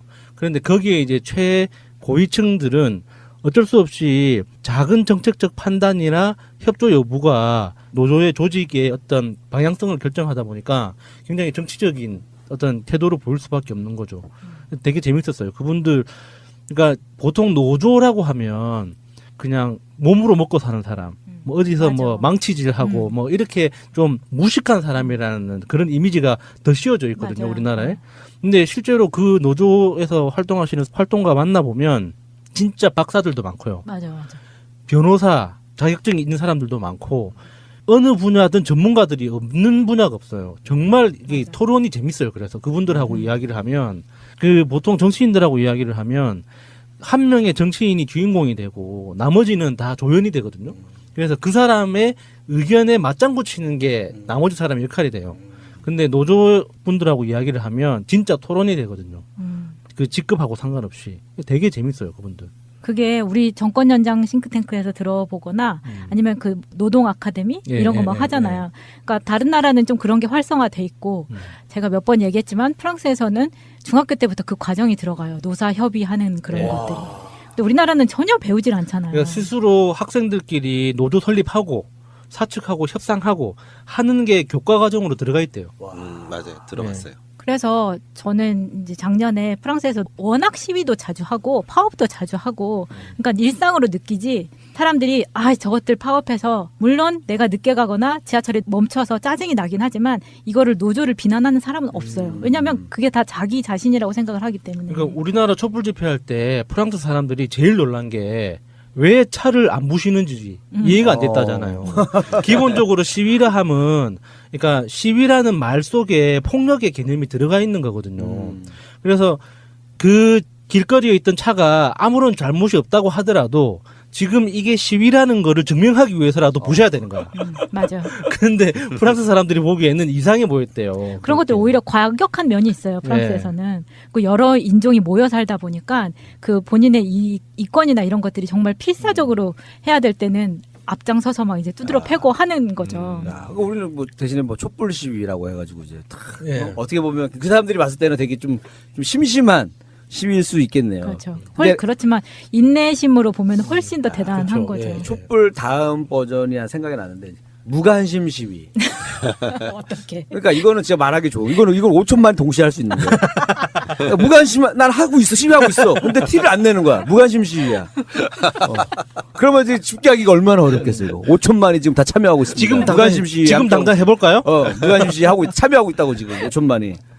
그래서 제가 프랑스에서 한번 본 거는 그런 농민들의 시위였는데 트랙터를 전부 다 가지고 나온 거예요. 그래서 고속도로를 점령했어요. 우리가 되게 막혀 있는 상황이었거든요.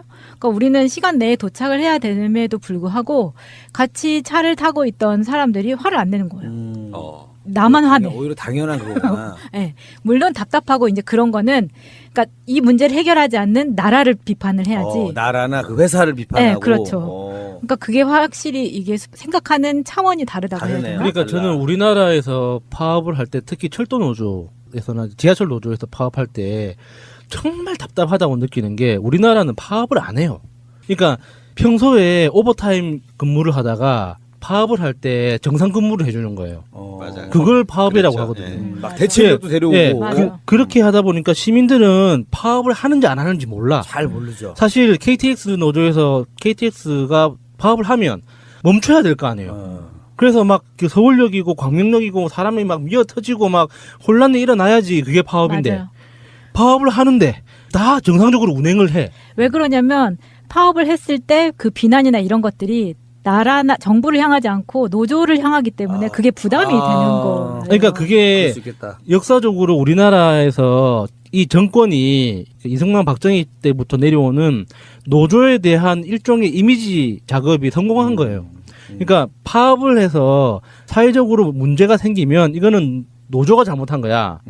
라고 이게 노조 때문에 어떤 우리나라 경제에 문제가 생기는 거야. 이게 일종의 공식화돼 있거든요. 근데 예를 들어서 이런 거예요. 매년 현대자동차에서는 파업을 해요. 그러면 파업을 딱 하잖아요. 그럼 파업하는 첫날 MBN이나 매일경제에서 리포트가 나옵니다. 뭐 하루 손실액이 몇 천억이니, 뭐 수출 지장액이 있니, 뭐 증시가 어쩌니 저쩌니 막 나와요.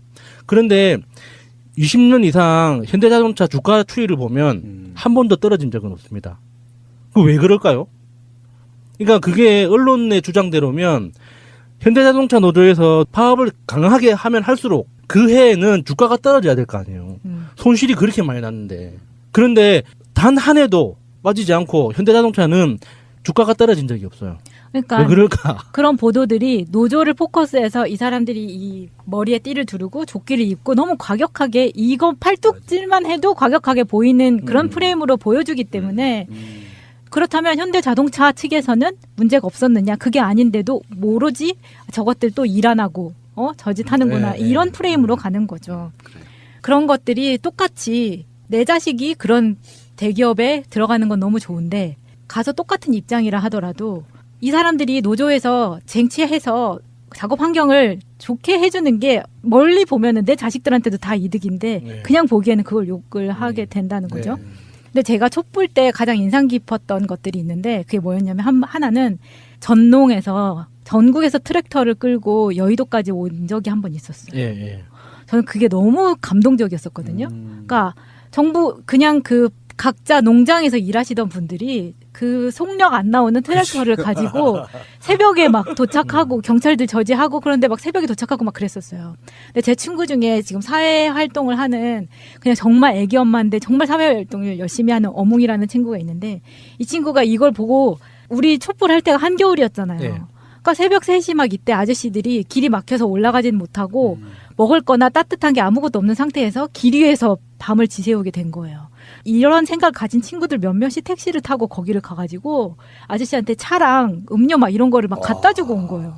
근데 저는 이거를 그냥 일반 사람들이 했다는 게 정말 소수의 사람들이지만 깨어있는 사람들은 이미 그런 것들을 하고 이것 자체가 사실은 물론 크게 보면 정권 교체를 위해서 이분들이 올라오신 거고 참지 못해서 같이 참여를 하려고 올라온 거였는데 안타깝게도 그때 서울 시내에는 그런 대형 트럭이 도로에 아마 도로교통위반법인가 그것 때문에 들어오지를 못했던 게 너무 안타까웠었거든요. 근데 그런 것들은 욕을 할 필요가 없는 거잖아요. 같이 다 똑같은 우리나라 국민이고 같은 뜻을 이루고 있는 사람들이니까. 그럴 때 예를 들어서 그 트랙터들을 무슨 뭐 람보르기니 동호회에서 다 에스코트 해주면서 오면 얼마나 뭐 하나가 되는 거 아니에요? 그죠? 아, 그거 좋은 거네요. 있는 사람들이 뭔가 우리도 같은 생각이다. 똑같다 우리도 하면서 그렇게 따오고. 아 그러면 제가 다음에 할리 동호회에서도 같이 오고 해서 같이 하면은 뭔가 새롭잖아 그림이. 여기 누가 봐도 있는 사람들 같은데 우리 농민들의 편에서 뭔가 우리 그러면은 그 각자 람보르기니 한 대씩 삽시다. 아 그거 좀 어렵고 좀 어렵고 소나타 동호회라도 제가 데려오겠습니다. 그래서 저는 그런 아까 말한 현대자동차 같은 데서 잘 쓰는 꼭 현대자동차는 아니지만 그 프레임이 귀족노조 같은 거잖아요. 너네 이 노조 집행부는 이만큼씩 받아라고 얘기하면서 을끼리 싸움을 붙이는 거. 맞아. 근데 저는 그게 사실은 귀족과 노조라는 말은 붙일 수 없는 말이에요. 음식물 쓰레기 같은 말과 똑같다고 생각을 해요. 그러면은 사실은 노동자들은 그들이 흔히 말하는 귀족 노조만큼 받는 게 정상이거든요. 그런데 그걸 받지 못하게 하고 차별을 두면서 을끼리 싸우게 한다는 그 프레임이 특히나 우리나라 같이 대기업이나 재벌들이 모든 업계의 대부분을 차지하고 있는 나라에서는 노조가 좀 더 탄탄하고 그렇게 돼야 된다는 게 필수다라는 생각을 하게 된 거죠. 그러니까 저도 그 자동차 관련된 거를 많이 보니까 댓글을 많이 본단 말이에요. 그러면 현대차나 기아차 같은 데 보면은 항상 노조 얘기가 있어요. 근데 요즘에 이제 뭐 큰 기업들도 댓글에 뭐 관여하는 것 같다라는 그런 얘기도 많이 나오잖아요. 하고 있죠, 삼성. 그런 거 보면서도 과연 저런 것도 그러면은 일반 사람들이 다른 걸까? 아니면 기업 차원에서 했을 수도 있지 않을까? 이런 여러 가지 생각을 하게 되는 거예요. 왜냐하면 자꾸 보다 보면 믿게 되는 거거든요, 그게. 그리고 가장 무서운 게 뭐냐면 이게 정말 이렇게 여러 가지 이야기를 해야 되지만 하나만 이야기를 하면 우리나라 교육 시스템 자체가 공부하는 나는 노동자가 아니라고 가르쳐요. 맞아요. 그거 진짜 문제예요. 그래서 시민들이 노동조합의 파업을 바라보는 관점 자체가 남의 일이라고 생각하는 거죠. 맞아. 그게 우리의 밑바탕에 깔려 있어요. 대표적으로 이런 거죠. 영국에서 소방서에서 우리나라로 치면 소방청이죠. 소방청이 파업을 한 적이 있어요. 그러면 소방청이 파업을 하면 어디선가 화재를 나도 출동을 안 한다는 뜻이거든요. 그러면은 평소에 생기지 않던 사망자가 생길 거 아니에요. 그럼 사망자가 생겼을 때 여론이 영국에서는 100% 정부를 비난합니다. 파업을 할 때까지 너희들은 뭘 하고 있었느냐라고 비난을 하는데 우리나라는 그렇게 해서 화재 사고로 누군가 한 명이라도 사망을 하게 되면 바로 소방서를 욕을 하는 거죠. 왜냐하면 소방서에서 일하는 사람들은 당연하지만 나는 저 사람들과 다르다고 생각하는 거예요. 그러니까 노동의 관점 자체가 그러니까 그 서비스를 사용하는 나는 노동자가 아니야. 라고 생각하는 거죠. 근데 그게 굉장히 큰, 정말 우리나라 대한민국을 다 감싸고 있는 어마어마한 진짜 큰 오류거든요. 근데 그거를 고치려면은 우리가 뭐 캠페인 몇 번 한다고 되는 건 아니고 우리 아래 세대가 이제 10년, 20년 성장해 오면서 앞으로 천천히 바꾸어 나가야 되겠지만 이게 방송을 들으시는 분들이라도 정말 좀 알아줬으면 좋겠어요. 그러니까 아까 살아 숨쉬는 모든 인간은 노동자라는 거. 노동자고 아까 네. 제일 좋은 게 어렸을 때부터 그 교육을 넣어서 배우면 좀 나을 것 같아요. 물론 어떤 단체나 어떤 단체든지 법이나 자기들의 권한을 악용하는 사람들은 있어요. 그래서 노조가 욕을 먹기도 하고 노총들이 욕을 먹기도 하지만 약자를 대변한다는 그런 의미에서만큼은 우리들 보는 시각이 좀 달라져야 되지 않나? 그런 고정관념을 바꿨으면 해서 얘기를 나눠봤습니다. 이와 관련돼서 어려움을 겪고 있는 많은 분들에게도 진심으로 미안하다는 말씀을 드립니다. 전직 대통령으로서 하고 싶은 말이 많습니다만 말을 아껴야 한다고 스스로 다짐하고 있습니다. 다만 바라건대 역사에서 이번 일로 마지막이 됐으면 합니다. 근데 이게 마차님의 단점은 이런 거죠. 이거를 들으면 진짜로 느껴지는 게 문제예요. 진정성이. 그렇죠. 참담하다고 느껴져요. 그리고 진심으로 미안하다고 느껴져요. 이명박의 목소리로 다시 한번 방송에서 넣어드리도록 할게요. 저는 오늘 참담한 심정으로 이 자리에 섰습니다. 무엇보다도 민생 경제가 어렵고 한반도를 둘러싼 안보 환경이 매우 엄중할 때 저와 관련된 일로 국민 여러분께 심려를 끼쳐드려서 대단히 죄송합니다. 또한 저를 믿고 지지해 주신 많은 분들과 이와 관련해서 어려움을 겪고 있는 많은 분들에게도 진심으로 미안하다는 말씀을 드립니다. 전직 대통령으로서 물론 하고 싶은 이야기도 많습니다만은 말을 아껴야 한다고 스스로 다짐하고 있습니다. 다만 바라건대 역사에서 이번 일로 마지막이 되었으면 합니다. 다시 한번 국민 여러분들에게 죄송스럽다는 말씀을 드립니다. 국민들께 사과하셨는데요. 100억대 뇌물 혐의 모두 부인하시는 겁니까? 이명박이 이 검찰청 앞에 출두해서 폴리스라인 앞에서 읽은 성명은요, 이명박의 심정을 앞뒤 문장을 바꿔서 표현한 겁니다. 아마도 이명박이 내심은 이렇게 외치고 싶었을 거예요. 저는 전직 대통령으로서 하고 싶은 말이 많습니다. 대한민국이 안보적으로 이렇게 엄중하고 민생 경제가 어려운 시기에 전직 대통령을 정치 탄압을 해서 구속을 하려고 하는 이러한 상황에 대해서 참담한 마음을 금할 수 없으며 다음 정권을 우리가 뺏어오면 우리도 똑같이 하겠습니다. 이런 마음을 아마 이 표현을 한 것 같아요. 그러니까 이번 일로 마지막이 됐으면 합니다 할 때 이번 일이라는 게 정치 보복을 뜻하는 거잖아요. 그렇죠. 나처럼 나처럼 이렇게 당하는 건 마지막이 된다 이렇게 이야기한 건데 하여튼 뭐 어제 두고 보면 되죠. 그래서 저는 그 이명박이 정말 진심으로 건강하길 바랍니다. 앞으로 한 3, 40년 가능하다면 50년 정도는 제가 늙어 죽을 때까지 살아있었으면 좋겠어요. 바라건대 역사에서 이번 일로 마지막이 됐으면 합니다라는 말이 다시 계속 곱씹어보면 뭔가 이번 정부에 협박하는 듯한 그런 느낌이에요. 그렇죠. 협박이죠. 그놈의 민생 경제들이 한반도를 둘러싼 안보 환경이 매우 엄중할 때 그거랑 이명박이랑 상관이 없거든요. 이명박이 보면 나라 가서 군대도 안 갔다 온 사람 무슨 뭐 국방을 하는 것도 아니고 이 사람이 직접 무슨 국방에 관련해서 무슨 일을 지금 하고 있는 것도 아니고 드립은 뭐 이런 드립은 다 갖다 쳤는데 저는 이명박 씨의 일거수일투족이랄까요? 그걸 봤는데 어떤 느낌이냐면은 대중 앞에 피해자로서 이렇게 검찰청 앞에 포토라인에 섰잖아요. 일단 엄청나게 떨고 있구나. 정면 시선을 응시하지 못해요. 계속 땅을 보는 상황이거든요. 범죄자들의 대표적인 특성 중에 하나가 부끄러운 건 좀 알아. 가슴 떨리고 일단 떨림이 더 먼저겠죠. 왜냐하면 이게 내가 지금 들어가서 사실상 구속이 되냐 안 되냐 이제 들어가면 언제 나오나 하는 그 기로에 서 있는 바로 그 시점에 첫 발을 띄는 거잖아요. 그러니까 시선이 무대에선 가수라고 하면 입장이 이명박과는 다른 거죠. 나를 좋아하는 사람들이 나 쳐다볼 때는 그 모든 객석들을 두루 봐요. 원래 이명박은 어떤 곳에서 시선을 두지 못하고 땅을 보는 시선으로 계속 그렇게 하더라고요. 두려움과 양심 이런 것들이 어느 정도 뒤섞여 있는 그런 게 아닌가. 그리고 하나 더는 이제 자기 지지자들 한 명밖에 없다는 그 지지자들한테 불쌍해 보이려고 하는 측면도 있는 것이죠. 그러니까 아무리 자기 자신을 속이려고 나는 죄가 없다, 나는 그 결백하다고 스스로를 아무리 교육을 해도 되뇌어도 그 마음의 소리를 거부할 수는 없는 거죠. 오늘은 뭐 기침도 안 하고 표정 자체가 굉장히 그래 한번 낼름거리긴 했어요. 네. 그리고 이명박이 9시 반에 들어가 가지고요. 티타임이라는 걸 가져요. 나는 진짜 아이스 카페라떼 큰 거 먹는 게 유일한 그런 느낌인데 20분 정도? 웬만큼 좀 알려진 사람이 들어가면 기본적으로 브리핑을 해주거든요. 저도 브리핑을 받았었어요. 이렇게 처음에 들어가니까 그 차 한 잔 내주면서 오늘 왜 불렀는지 질문을 할 내용은 이런 요지가 이렇고 그리고 이게 지금 그 수사하고 있는 사건 내용은 이렇다. 그리고 관련 법률은 이런 거고 하는 그런 것들을 다 설명을 해주더라고요.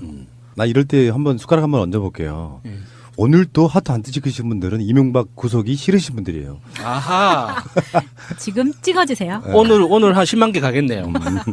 그래서 9시 50분까지 티타임을 갖고 그 티타임이 어떤 차일까도 궁금하고요.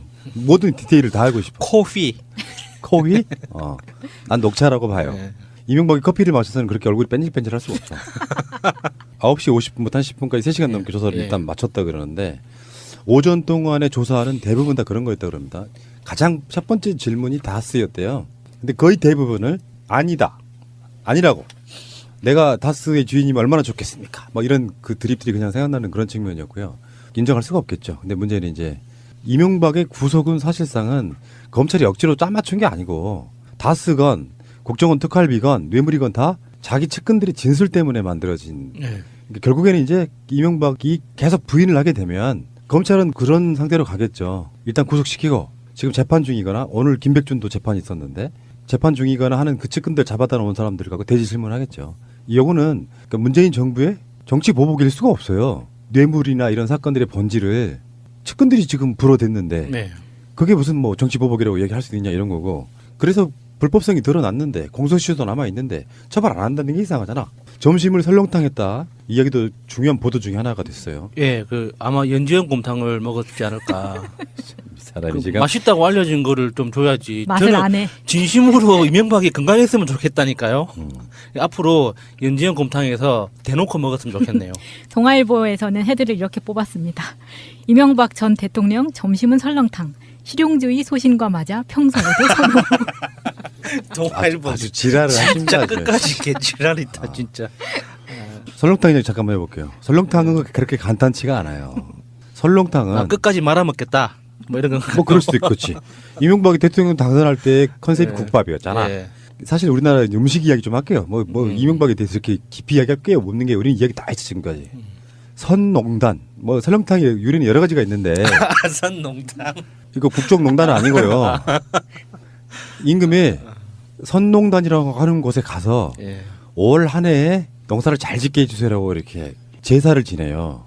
그리고 나서 나눠 먹던 국밥이라는 설이 가장 유력해요. 그래서 선농단에서 먹는 탕, 그래서 설렁탕이 됐다 뭐 이렇게 얘기하는데 국밥 그러면 서민의 음식 같잖아요. 사실 설렁탕은 서민의 음식이라고 보기도 어려워요. 궁중 음식입니다. 보통 국밥 그러면 우리가 이렇게 사극을 보면은 주모가 어떤 종류의 국밥인 간에 토렴 해가지고 토렴이라는 게 뭐냐면은 뚝배기에다가 밥을 부어요. 그 당시는 보온 밥송이 없잖아. 밥이 식어 있는 상태란 말이야. 밥을 퍼가지고 부은 다음에 국물을 계속 넣었다 뺐다 하면 밥이 딱게 데펴질 거 아니야. 그 다음에 펄펄 끓는 국물을 위에다 올리고 고명 좀 얹고 내는 거였단 말이에요. 보통 그게 다 국밥에 다 그렇게. 지금은 이제 순대국밥이나 지금은 따로 나오죠. 따로 나오지만 예전에는 그랬단 말이에요. 그렇게 그러니까 지금처럼 부스타 이런 게 발전하지 않던 시절이라 그런 식으로 해서 보온성을 유지했단 말이죠. 뚝배기 같은 걸로. 그러니까 소고기는 사실은 일반 서민들이 먹기는 힘든 음식이었다고 저는 봐요. 설렁탕의 가장 중요한 특성 중에 하나가 아무것도 넣지 않고 그냥 맹물에다가 끓여서 나중에 소금 쳐서 먹는 거예요. 선농단에서 죄를 지냈던 뭐 이런 개념처럼 설렁탕은 우리가 생각하는 것처럼 서민적이고 대중적인 음식은 옛날에는 아니었다. 이렇게 좀 보셔도 될 것 같고. 혹시 따로 국밥이라고 하십니까? 밥 따로 국 따로 나오는 걸 따로 국밥이라고 따로 하잖아요. 국밥이 먼저일까요? 아니면 국밥이 먼저일까요? 국밥이 먼저 나온 거라고 들었어요. 예. 그럼 국밥하고 따로 국밥하고 어떤 차이, 왜 그렇게 만들어졌을까요? 빨리 먹어야 되니까. 따로 국밥은 500원 더 받으려고? 저는 그렇게 아는데. 이게 따로 국밥은 생긴 지가 얼마 안 됐어요. 네. 불과 6.25 정도인데 토렴을 하는 시간이 필요하잖아요. 식은 밥을 뜨거운 국물에 넣어서 토렴을 해야 된다고. 예. 근데 그럼 시간 기초 화장품은 설화수를 쓴다고 하고 오늘도 여전히 그 샤넬의 복숭아 매배를 쓰신 것 같았어요. 그런데 이 넥타이 색깔이 블루 계열을 했잖아요. 저는 이게 좀 인상적이었는데, 그러니까 이명박 때 대선 마지막 유세랑 선거일 아침 투표할 때 이런 하늘색 계열의 넥타이를 했었거든요. 근데 보통 친근한 느낌을 전달할 때는 오렌지나 레드 계열을 했었어요. 이명박이 평소에. 그런데 이렇게 화합이 필요할 때는 블루 계열을 했다. 원래 이제 이명박이 대통령 할 때 한나라당의 색깔이죠. 파란색이. 네. 그쪽 계열이. 알겠습니다. 잠시 후에 다시 오겠습니다. 자, 오늘 적폐들이 이명박 씨 집에 많이 들어갔더만요. 그 적폐 중에 적폐. 그 중에 가장 눈에 띄는 사람이 일단은 권성동이었어요. 저는 권성동 이름만 들으면 푸나님 목소리가 생각나요. 왜요? 의성동이. 그런 적폐들이 들어가서 뭐 한 숟갈씩 얻는 그런 거를 보면 정말 가증스럽더라고요. 그 이명박이 대통령 할 때 청와대에서 일했다는 사람들, 뭐 비서실장 한다든지 이런 사람들이 거기 들어가는 거 보는데 사실은 면피용이죠. 본인들 입장에서 보면 이명박을 도와줄 수 있는 사람은 또 아니고, 거기 등장하는 사람들은 이명박으로부터 공무원으로서 월급 받은 거 외에는 받은 게 별로 없어 보이는 사람들이에요. 그래서 잘 모르는 사람들. 그렇지. 다른 사람들은 이명박을 찾아가건 가서 오체 투지를 하든 크게 상관은 하지 않습니다. 그런데 이 권성동이라는 인간은 현직 법사위원장입니다. 현직 법사위원장이 검찰이 소환해서 조사하려는 피의자 집을 검찰 소환 당일날 방문한다는 거는요, 예전에를 보면 검찰을 압박하기 위한 치졸한 한 수예요. 그렇게밖에 해석될 수가 없어요. 이번에도 명박을 꽂아주려고 그러나 봐요. 네, 좋은 감옥에다가. 법사위원장이 할 만한 짓이 아닌 거죠. 절대로 피의자 집에 찾아가서는 안 됩니다. 네, 법사위원장은. 진짜 한 짓이죠. 근데 그것도 맞는 말인데, 그렇게 분석하자면 이런 것도 있죠. 권성동 자체가 지금 수사 받고 있잖아요, 검찰로부터. 근데 자기 지지자가 없어. 그러니까 어느 쪽이든 잘했건 못했건 간에 세력에 기대는 측면이 있는 거예요. 나도 당신들과 같은 한편에 있다는 그런 느낌을 주려고 하는 일종의 세력만 늘기가 아닐까, 이런 생각도 좀 해봅니다. 그 오늘 사저를 방문했던 측근들은 좀 리스트업을 해놔야 될 것 같아요. 그 권성동, 김영우, 주호영 자유한국당 의원들과 맹형규 전 행안부 장관, 유우익 전 통일부 장관, 김효재 전 정무수석, 이동관 전 홍보수석, 임태희 전 비서실장, 이재호, 안경률, 최병국 전 의원, 김대식 여의도 연구원장. 그중에 지금 김용우 의원, 이 사람이 누구냐면은 얼마 전까지 국방위원장 했던 사람이고 바른정당으로 갔다가 다시 돌아온 사람이거든요. 이 사람이 했던 말이 저는 가장 분노했어요. 문재인 정권은 사실 이 전 대통령을 검찰청 포토라인에 세우기 위해 쉼없이 달려왔다고 생각한다. 문재인 정권은 오늘 그 치졸한 꿈을 이뤘다. 치졸한이라는 말만 빼면 사실 우리 국민적 염원이었던 거는 사실이죠. 이게 예전에, 그러니까 이명박 정권 당시에 낙검수 방송을 들을 때 우리가 되게 통쾌하고 감정적 카타르시스를 많이 느꼈었는데, 그때 느꼈던 게 지금 돌아보면 이게 우리가 이명박을 이렇게 감옥에 넣을 수 있다, 처벌할 수 있다라는 희망에 찬 어떤 즐거움이었는지, 그냥 막연하게 이런 걸 하면 좋겠다라는 그런 막연한 바람이었는지, 그걸 다시 돌아보게 되더라고요. 그래서 그게 그게 바람이었든 우리가 강력한 희망이었든, 그 당시 그 방송을 듣고 그 방송이 새날로 이어지고 10년 넘게 이렇게 이명박이 검찰청 포토라인에 서는 데까지 그 방송을 함께했던, 그리고 새날과 함께했던 모든 사람들의 마음이 결과적으로 현실이 되는구나. 그런 데서 좀 약간의 좀 깊은 데서 오는 그렇죠. 감동 같은 게 있었어요. 그러니까 뭐 정치 보복이라는 프레임을 계속 가져가려고 하지만 그게 국민들 다수가 그렇게 생각하지 않는다면 이거는 이런 이야기가 반복될수록 그 세력들이 작아지는 그런 부분이라고 생각이 들고요. 그 이명박 측에 모인 사람들은 사실 알고 보면 다 이명박이랑 현직은 국회의원일지 몰라도 청와대에 있던 자기 참모들이거든요. 권성동도 뭐 청와대에서 그 당시에 일을 했다가 나중에 국회로 진출한 그런 케이스이기 때문에 거만거만한 애들이 모여가지고 저는 오히려 이렇게 더 많은 사람들이 왔다 가주면 훨씬 더 좋다. 그러니까 그 마차님 이야기처럼 명단을 명단이 바로 정리가 되는 이런 부분이고요. 명동님 말씀처럼 권성동이 거기 간 건 상당히 부적절하죠. 정동기가 변호사 하겠다는 거랑 똑같은 이야기예요. 자, 그래서 새날팀들에게 큰 힘이 됩니다. 미리 감사합니다. 세이나. 트위터가 진짜 언론입니다.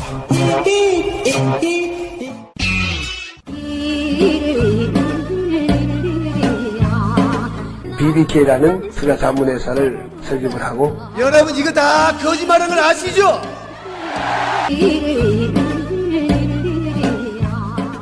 자, 오늘은 역사적인 날입니다. 장장 10년의 기다림. 정말 이건 사필 규정이에요. 철옹성처럼 보였잖아요. 박근혜가 정권 잡고 나서 이명박의 여러 가지 비리들이 의혹이 제기됐지만 검찰은 이명박을 제대로 조사한 적이 한 번도 없습니다. 사실은 이명박에 대한 수사가 5년 딜레이 된 거고 그 시작은 10년, 좀 심하게 표현하면 3, 40년 전으로 거슬러 올라갈 수 있어요. 오래 묵은 채증 뭐 이런 게 내려가는 그런 느낌의 하루였습니다. 이명박 집 앞에 그중에 화제가 됐던 것 중에 하나가 하늘에서 찍은 거 보면은 이명박 집 옥상이 전부 다 태양광 패널로 돼 있어. 좀 인상적이었어요. 그렇게 완전 미친 듯이 지었더니 지는 태양광 패널로 쓰고 있다고. 그리고 2층 테라스가 굉장히 인상적이더라고요. 가운데가 뻥 뚫려 있는 카페처럼 꾸며놓은 2층 테라스가 역시 명박이 고급지다. 뭐 그런 생각이 들더라고요. 하늘에서 찍은 장면을 보면은 그런 느낌이에요. 한낱 인간의 존재에 지나지 않는. 이명박 집 밖에서 평지에서 보면 궁궐 같잖아.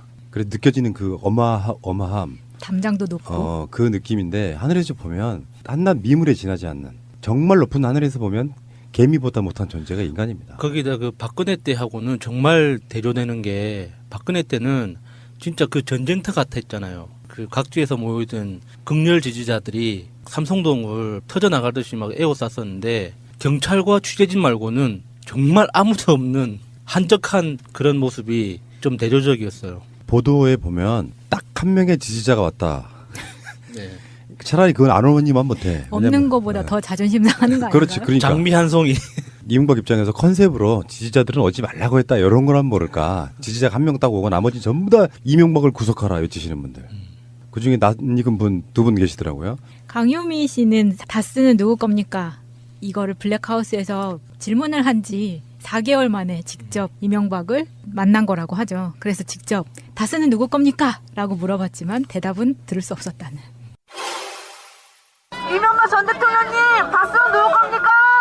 이 모든 게 정치 보복이라고 생각하시나요? 강민희 씨가 생각하기에 가수는 누구 거라고 생각하세요? 네, MB 거라고 다들.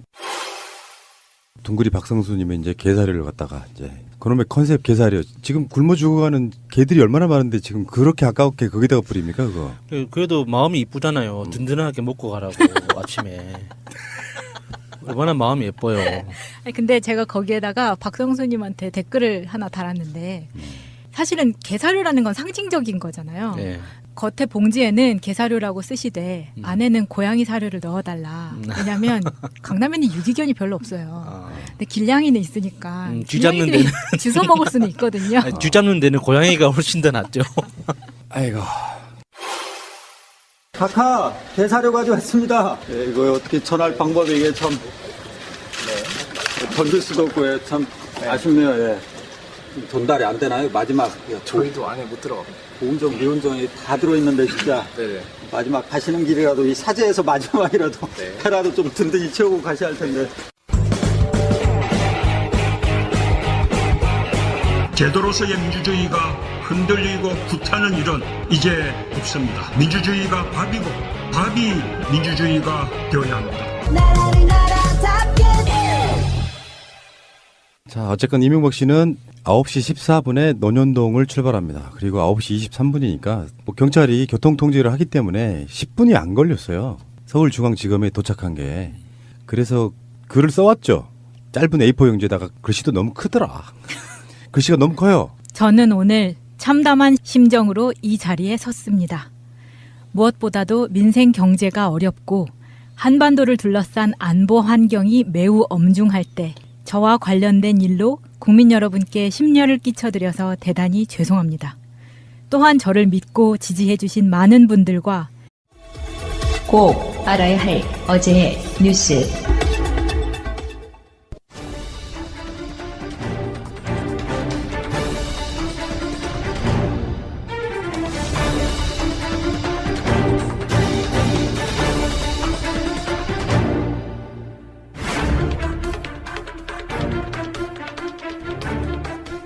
새벽 6시 이명박 전 대통령 자택 창문에 커튼이 드리워 있습니다.